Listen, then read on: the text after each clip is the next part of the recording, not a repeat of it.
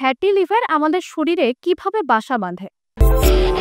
এবার কিভাবে তৈরি হচ্ছে, কেন ঘটনাগুলো ঘটছে, এর ১ নম্বর কারণ বলব, এই সবগুলোই ফ্যাটি লিভারের কারণ। যেকোনো কারণে যদি বডি ওয়েট গেইন হয়, লাইক আমাদের আগের থেকে এর সংখ্যা তুলনামূলকভাবে অনেক বেশি বেড়েছে, এর কারণ হচ্ছে যদি এইগুলো ফলো না করা হয়, মেডিসিনের রোল নেই। মেডিসিনের রোল 3rd পজিশনে আসছে।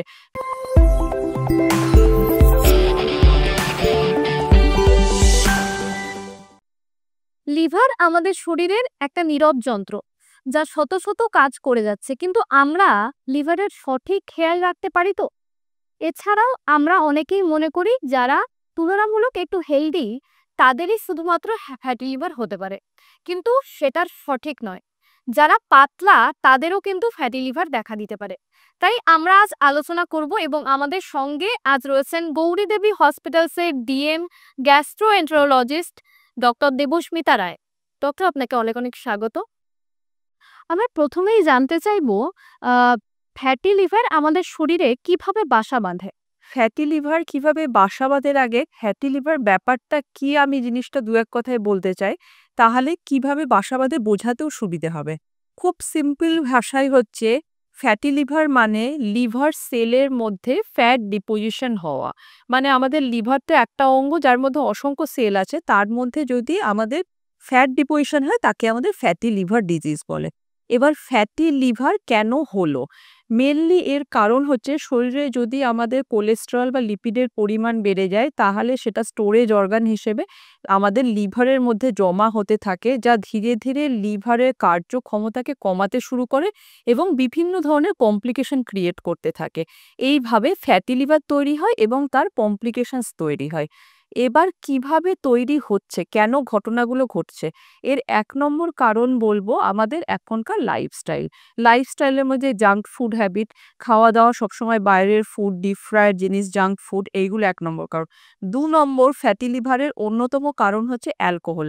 এটাকে অ্যালকোহলিক ফ্যাটি লিভার ডিজিজ বলে। যথেষ্ট পরিমাণে যদি প্রায় প্রত্যেকদিন অ্যালকোহল কনজাম্পশন করা হয়, তাহলে লিভারে ফ্যাট ডিপোজিশন হতে পারে। এছাড়া আমাদের unhealthy lifestyle, lack of physical activity, এই সবগুলোই ফ্যাটি লিভারের কারণ। যেকোনো কারণে যদি বডি ওয়েট গেইন হয়, লাইক আমাদের খাওয়া দাওয়ার অভ্যেসের জন্য, ল্যাক অফ ফিজিক্যাল অ্যাক্টিভিটি কিংবা অ্যালকোহল ইনটেক, সেই সমস্ত কারণে যেখানে বডি ওয়েট গেইন হয়, সেই একই কারণে আমাদের লিভারে ফ্যাট ডিপোজিশন হয়ে ফ্যাটি লিভার তৈরি হয়। ম্যাম, বর্তমান সময়ে কি ফ্যাটি লিভারের সমস্যা তুলনামূলক আগের চেয়ে বেশি হচ্ছে? হ্যাঁ, অনেকখানি বেশি, এবং সত্যি কথা বলতে গেলে ভীষণভাবে বেশি।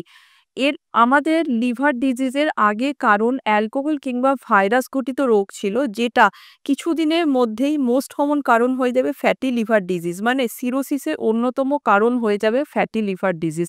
আগের থেকে এর সংখ্যা তুলনামূলকভাবে অনেক বেশি বেড়েছে। এর কারণ হচ্ছে alcohol intake, lack of physical activity, এখনকার লাইফস্টাইল এবং জাঙ্ক ফুড ইনটেক। যার ফ্যাটি লিভারের সমস্যা রয়েছে সে প্রাথমিকভাবে বুঝবে কিভাবে যে তার ফ্যাটি লিভার হয়েছে? ফ্যাটি লিভার সিম্পটোম্যাটিক হতে পারে, অ্যাসিম্পটোম্যাটিক হতে পারে। প্রথমে আমি অ্যাসিম্পটোম্যাটিক নিয়ে বলি। আমাদের বেশিরভাগ ক্ষেত্রেই দেখা যায়, যেমন ওপিডিতে পেশেন্ট এসছে, ইনসিডেন্টালি একটা আল্ট্রাসাউন্ড করেছে, আল্ট্রাসাউন্ড করে দেখতে পেয়েছে তার লিভারে ফ্যাট জমা হয়েছে, fatty liver grade 2, grade 3 etcetera. এইটা থেকে আমাদের ফ্যাটি লিভার ডিজিজ ডায়াগনোসিস হয়। এছাড়া কিছু সিমটম আছে যেগুলো হলেও ফ্যাটি লিভার আমরা সন্দেহ করতে পারি, যেমন পেটের ডান দিকে ওপরের দিকে ব্যথা হওয়া, খিদে কম হওয়া, বমি ভাব ইত্যাদি কারণে কিন্তু ফ্যাটি লিভার হতে পারে। অথবা ফ্যাটি লিভারের জন্য যদি সিরোসিস ডেভেলপ করে, তার জন্য যে সিমটমগুলো হতে পারে সেগুলো পেট ফোলা, পা ফোলা, চোখ হলুদ হওয়া বা জন্ডিস, কালো পায়খানা, রক্তবমি। এই সমস্ত কারণ কিন্তু ফ্যাটি লিভারের লক্ষণ হিসেবে ধরা যেতে পারে। ম্যাম, বিভিন্ন রোগগুলির ক্ষেত্রে যে অনেকগুলো স্টেজ রয়েছে, এর ক্ষেত্রেও কি তাই? ফ্যাটি লিভারের অবশ্যই স্টেজ রয়েছে। আমরা ইউএসজিতে ফ্যাটি লিভার গ্রেড 1, গ্রেড 2 ইত্যাদি দেখতে পাই, যদিও এর কোনো রকম ক্লিনিক্যাল রেলিভেন্স সেক্ষেত্রে নেই।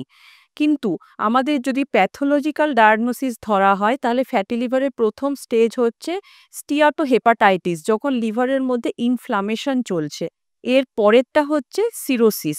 এই স্টেজগুলো ফ্যাটি লিভারের স্টেজ। এই জিনিসটা জানা আমাদের কেন দরকার?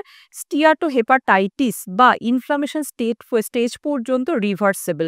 মানে এই স্টেজে যদি আমরা রোগটা ধরতে পারি এবং ওষুধপত্র দিই তাহলে রোগটা কিন্তু সেরে যাবে, কিন্তু সিরোসিস ইজ ইরিভার্সেবল। একবার সিরোসিস ডেভেলপ করে গেলে সেক্ষেত্রে কোনোভাবে সারার উপায় নেই। সোজা কথায় রেডিওলজিক্যালি গ্রেড 1, গ্রেড 2, গ্রেড 3 এরকম স্টেজিং থাকলেও আমাদের ট্রিটমেন্টে তার খুব একটা ইম্পর্টেন্স নেই।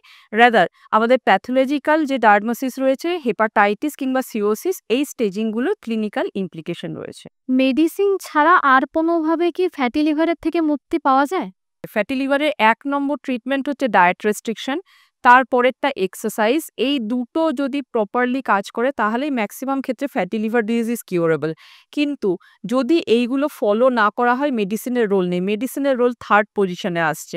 First is diet restriction, second is exercise, third role is medicine. Ma'am আপনাকে অনেক অনেক ধন্যবাদ। Thank you.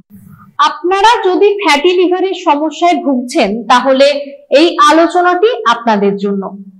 আপনাদের আরো কিছু জিজ্ঞাস্য থাকলে অবশ্যই কমেন্ট বক্সে কমেন্ট করতে পারেন, অথবা আমাদের হেল্পলাইন নম্বর তো রয়েছেই, সেখানেও যোগাযোগ করতে পারেন। সুস্থ থাকুন, সচেতন থাকুন। ধন্যবাদ।